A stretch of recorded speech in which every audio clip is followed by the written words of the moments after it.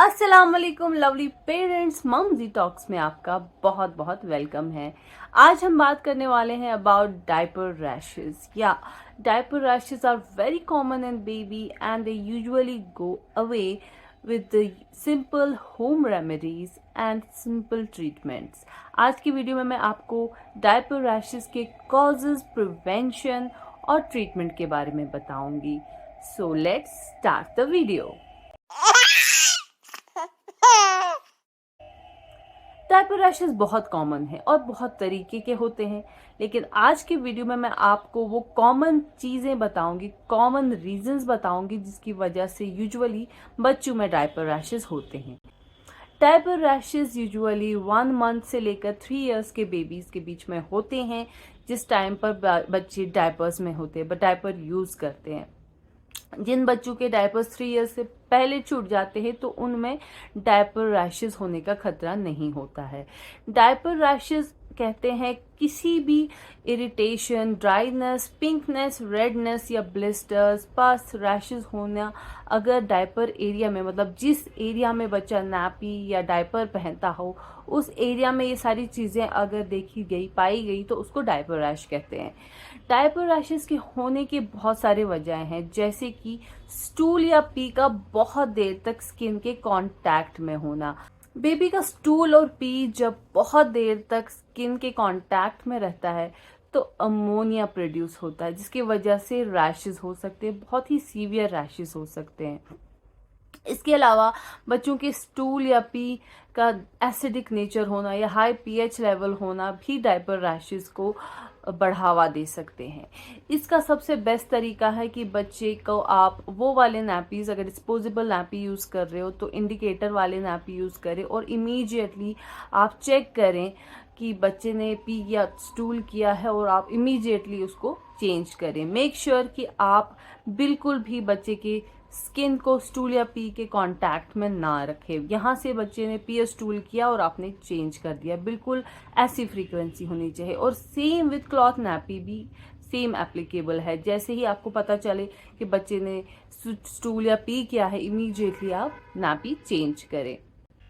दूसरा रीजन है केमिकल्स का होना। अगर आप डिस्पोजेबल डायपर या वाइप्स यूज कर रहे हैं तो उसमें मौजूद केमिकल्स, पैराबेन्स या परफ्यूम्स की वजह से स्किन इरिटेट हो सकती है। यूजुअली मार्केट में जितने भी प्रोडक्ट्स, डिस्पोजेबल डायपर्स या वाइप्स अवेलेबल हैं, वो क्लेम करते हैं कि वो क्लोरीन फ्री है, ब्लीच फ्री है, पैराबेन फ्री है, लेकिन यूजुअली जो मार्केट में ब्रांड्स हैं वो 100% नहीं बताते एक्यूरेसी के साथ कि उसमें क्या क्या चीज़ें हैं, क्या क्या एलिमेंट्स हैं।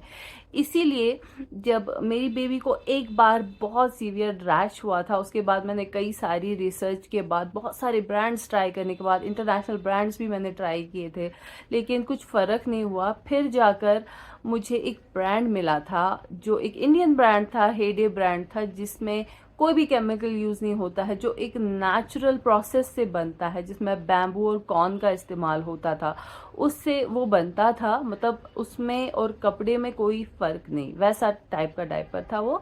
और क्योंकि मैं क्लॉथ नैपी यूज़ नहीं कर सकती थी, मैं वर्किंग मदर थी और मुझे डिस्पोजेबल डायपर ही यूज़ करना था, तो इसीलिए मुझे हेडे की वजह से काफ़ी फ़र्क हुई और फिर मेरी बेबी को वो डायपर रैशेस फिर दोबारा नहीं हुए और एंड तक मैंने उसको वही डायपर्स दिए। लेकिन अभी अनफॉर्चुनेटली उन्होंने शायद वो डिसकंटिन्यू किया है, वो प्रोडक्ट मार्केट में अवेलेबल नहीं है। लेकिन मैं नीचे डिस्क्रिप्शन में ऐसे डायपर्स का लिंक दे दूंगी जो कि ऑर्गेनिक डायपर्स हैं और जो बिल्कुल chemical free diapers available market में हैं, उनका लिंक मैं नीचे डिस्क्रिप्शन में दे दूंगी। अगर आपको डिस्पोजेबल डायपर यूज़ करने हैं तो आप वही डायपर्स यूज़ करिए। उसके अलावा अगर आप वाइप का इस्तेमाल कर रहे हैं, उसमें भी कुछ ऐसे इरिटेंट्स हो सकते हैं जो स्किन में डायपर रैश कर सकते हैं।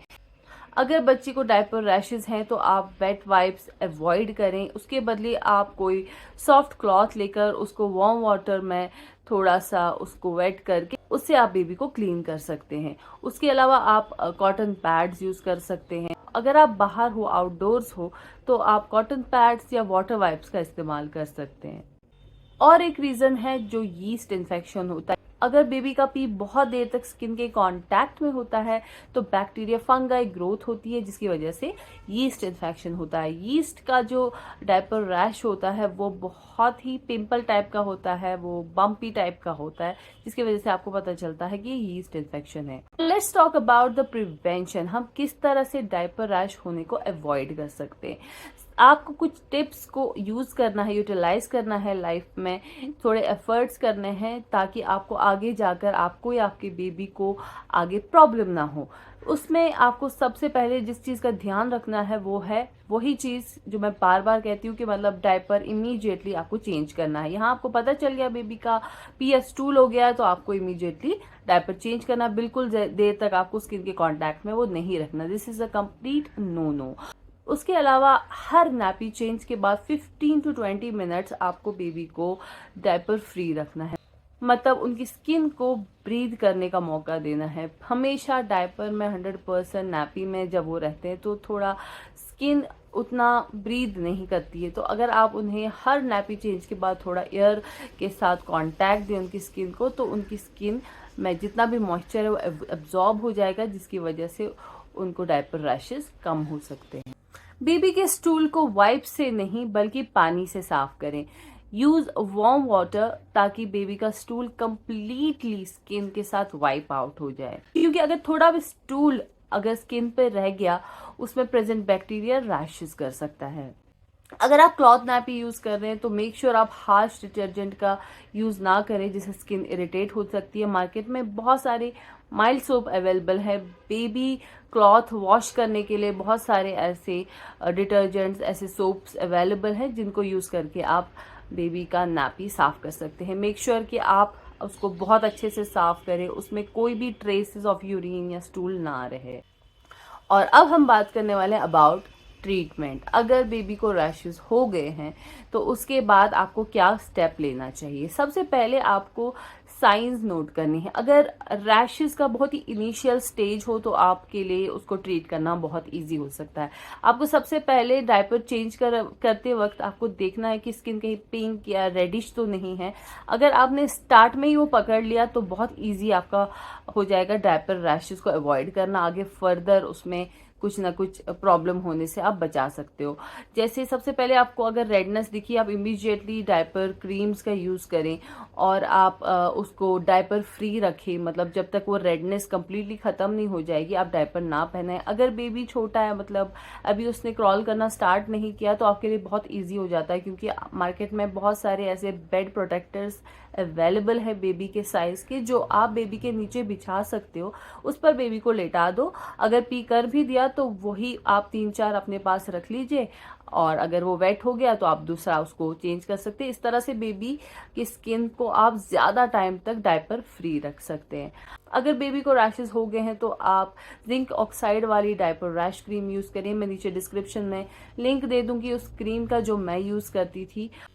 आप वाइप्स का यूज़ करना कम्प्लीटली बंद करो। जैसे ही रैशेस हो जाते हैं उसके बाद आप बिल्कुल भी वाइप को यूज़ नहीं करेंगी। इवन आप वाटर वाइप भी अवॉइड करें, यही मैं सजेस्ट करूँगी। उसके अलावा आप क्लॉथ का यूज़ करें, आप पानी का यूज़ करें, आप कॉटन का यूज़ करें वाइप करने के लिए स्किन को। मेक श्योर कि आप बच्चों को टाइट क्लोथ्स नहीं पहनाओ, बहुत ही लूज फिट क्लोथ्स पहनाओ ताकि उनकी स्किन थोड़ा ब्रीथ करे। जब तक बेबी की स्किन कम्प्लीटली रैश फ्री हो जाती है, मेक श्योर कि आप उसे लूज क्लोथ्स पहनाएं और जितना हो सके डायपर फ्री रखें, उतना बेटर है। मोस्टली अगर आपको बाहर जाना तभी आप डायपर पहनाएं, और यूजुअली घर पर आप बिना डायपर के रखें ताकि जल्द से जल्द उनकी स्किन हील हो जाए। अगर बेबी के रैशेस ज़्यादा वर्स्ट हो रहे, जैसे कि उसमें ब्लीडिंग होने लगी, पस होने लगा, पानी निकल रहा है, या बेबी को फीवर आ रहा है, बच्चा बहुत फसी हो रहा है, तो मैं आपको सजेस्ट करूँगी कि आप इमीडिएटली अपने पीडियाट्रिशियन को रिपोर्ट करें। तो ये था आज का वीडियो ऑन डायपर रैशेस। मेरे पर्सनल एक्सपीरियंस और रिसर्च पे बेस्ड मैंने ये वीडियो बनाया था। मुझे उम्मीद है आपके लिए हेल्पफुल रहा होगा। अगर आपको मेरा वीडियो पसंद आया तो प्लीज़ इसे लाइक करिए और मेरे चैनल को सब्सक्राइब करिए। मैं बहुत जल्दी आपके सामने एक नया इन्फॉर्मेटिव वीडियो लेकर ज़रूर आऊँगी। तब तक के लिए टेक केयर, बाय बाय।